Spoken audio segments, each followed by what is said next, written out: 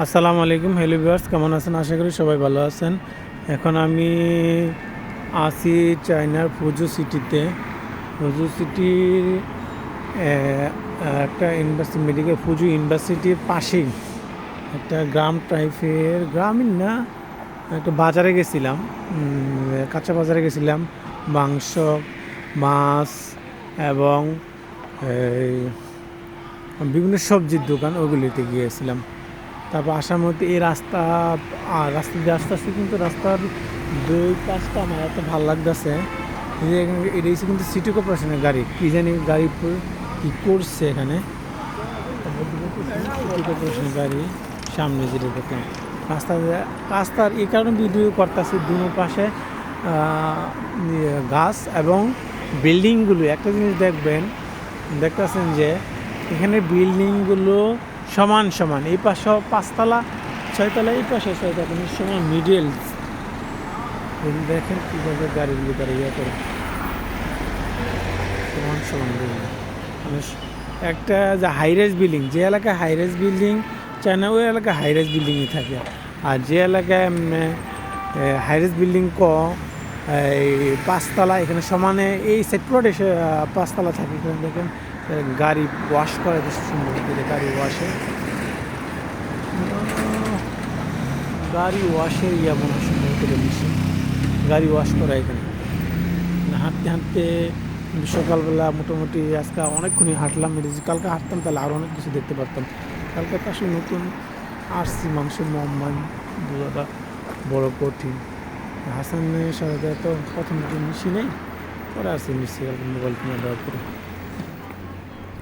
দেখি যাইতে থাকি।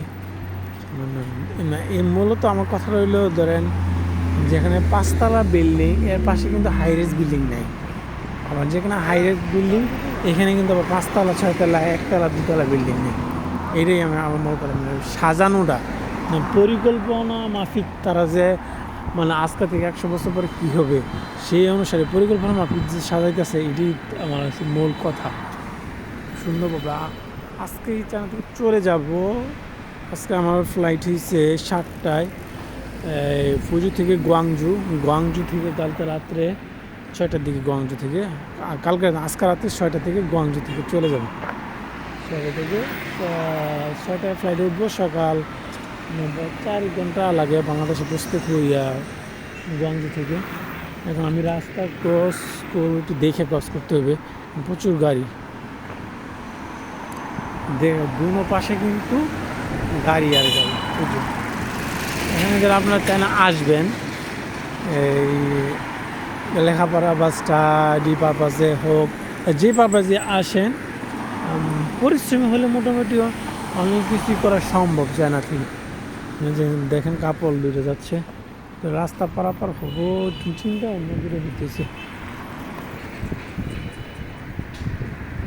এদিক সেদিক তাকায় তারপর যাইতে পারবেন। চায়নার আইন কানুন অনেক শক্ত, এই কারণে ভিতরে যাচ্ছি। খুব সুন্দর লাগতেছে হাঁটতেছে যে, রাস্তা পাশগুলো আমার ক্যামেরার ইয়াগুলো অনেক ভালো, ক্যামেরার আইতেছে যে এই ক্যামেরার রেজুলেশনটা অনেক ভালো, ছবিগুলো যে আসতেছে ক্লিয়ারলি, ওই ক্যামেরা থেকে অনেক। এখানে যে চায়নার বিয়ার পোশাক, এই যে অপো একটা শোরুম, এই পাশে যে চায়না বিয়ার, এই যে চাইনিজ মেয়ে বিয়া করলে, চাইনিজ মেয়েরা বিয়ার সময় এগুলো এই ড্রেসটা পরে, খ্রিস্টানদের ড্রেস তো এগুলো। চায়না আসলে চায়না এখানে বিয়া করা অনেক ব্যয়বহুল। এখানে দেখেন একটা জিনিস, খেলাধুলা করতেছে, শেষে এখানে একটা জিনিস খেলতেছে,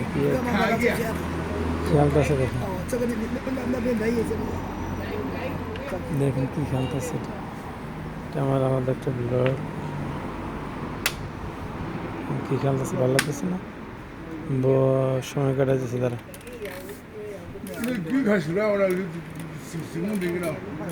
সামনে যাচ্ছে আয়োজন বয়স্ক,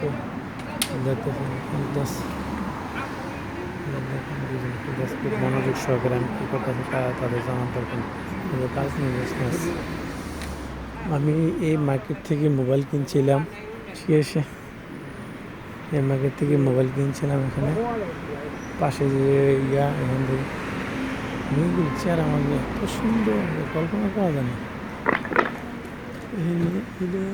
ভিভো না সেকেন্ড হ্যান্ড মার্কেট হচ্ছে ওইটা, সেকেন্ড হ্যান্ড দোকান থেকে কিনছিলাম। তো সামনে যাইতে তাকে দেখাইতে থাকি আইফোন রিপেয়ারিং